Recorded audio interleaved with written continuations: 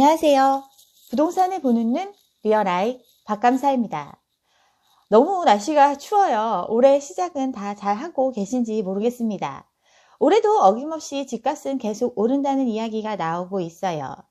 전국의 집값이 5에서 10%는 오를 거고 전월세는 매매보다 더 많이 오를 거라고 많은 분들이 전망하고 있습니다. 올해 같은 경우는 지방이 더 많이 오를 거라고 얘기를 하면서 아파트값 전망이 역대 최고를 보인다고 이야기하고 있어요.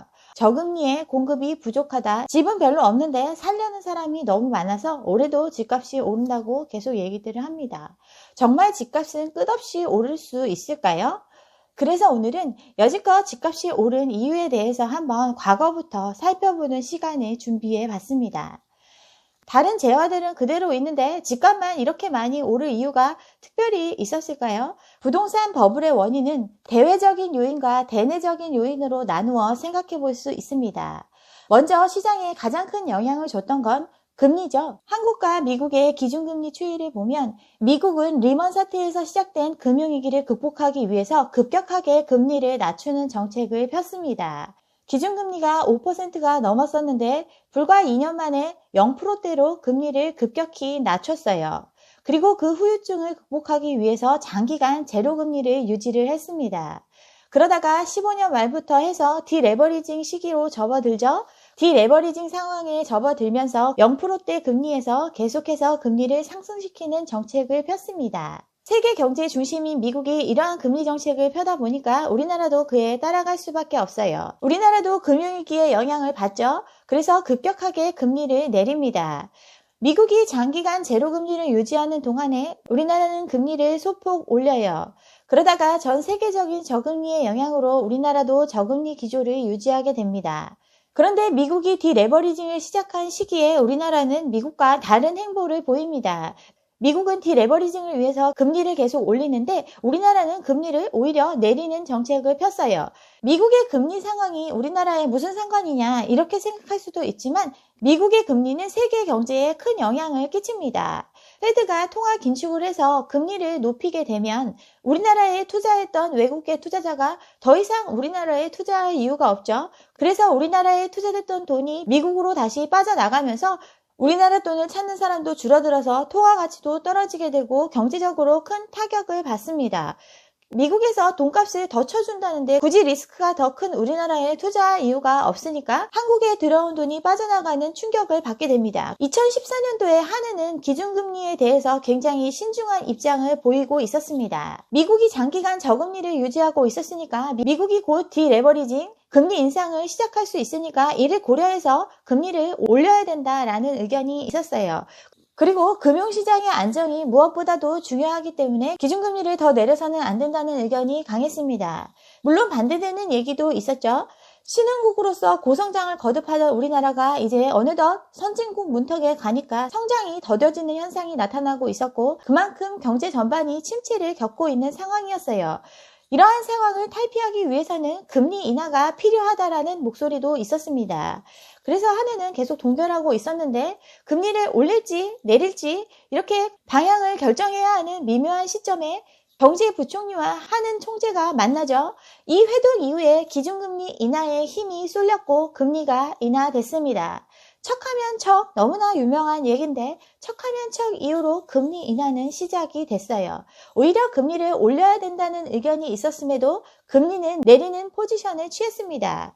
아니나 다를까 미국이 디레버리징을 시작을 했는데 우리나라는 따라서 올리지는 못할 망정 내려버렸으니까 결국에는 2018년도에 기준금리가 역전되는 상황이 나타났습니다. 신흥국의 경우는 달러 유출을 방지하기 위해서는 미국보다 항상 금리를 높게 유지해 왔습니다. 그래서 항상 미국이 금리를 올리면 우리나라도 따라서 금리를 올리고 우리나라의 금리를 미국의 금리보다 높게 유지하는 포지션을 취했는데 지금 아예 역전되는 상황이 온 거죠. 결국 어떤 룸도 없이 금리가 역전되는 상황을 맞이했습니다. 미국도 디레버리징을 안 할 수 없는 상황이었기 때문에 금리를 계속 올리는 정책을 폈는데 16년에 아메리카 퍼스트를 주장하는 트럼프가 대통령에 당선이 되면서 금리에 대해서도 굉장히 이견을 보였어요.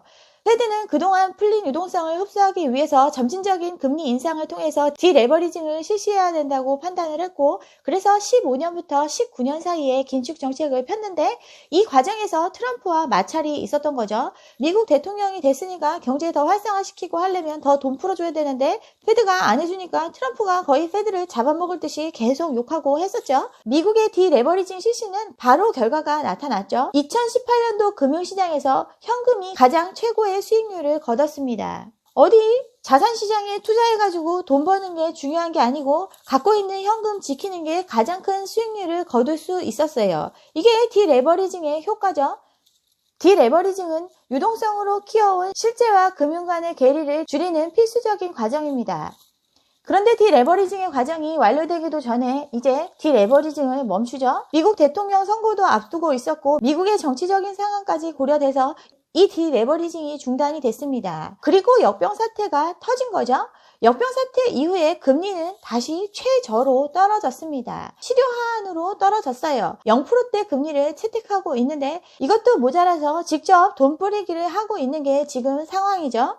연준은 2013년도까지 제로금리를 유지하겠다고 이야기하고 있지만 언제든 태세 전환할 수 있는 상황이죠. 이러한 과정에서 소위 말하는 양털깎기를 당하게 되는 겁니다. 미국은 백신 개발 전까지 국민의 건강을 포기하고 경제를 택했습니다. 이제 백신이 개발돼서 백신을 통해서 이 사태가 잠재워질 거라고 지금 판단을 하고 있고 그러한 결과를 가장 먼저 얻을 수 있는 것도 미국이겠죠. 양털깎기 화폐 전쟁에서 등장하는 말인데 자금력 있는 투자자들이 서민의 이득을 빼앗는 상황을 양털깎기에 비유한 용어입니다. 양의 털이 자라는 대로 뒀다가 예고도 없이 어느 날 갑자기 한꺼번에 털을 깎아가지고 수익을 챙기는 것과 같다고 해서 양털깎기에 비유를 했는데 정말 딱 그런 거죠. 양털깎기의 예가 여기 나와 있죠.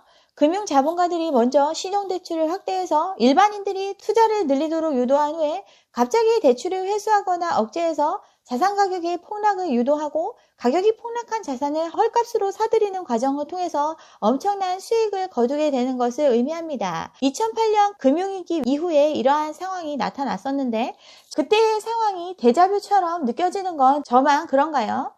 부동산 시장의 거품이 커지게 된 대외적이고 가장 기본적인 이유는 저금리 기조이고 미국의 정치적인 상황에 의해서 디레버리징의 기간이 단축됐다는 것, 거기에 블랙스완 코로나 팬데믹이 일어남으로써 다시 막대하게 풀린 유동성이라는 대외적인 이유가 있었습니다.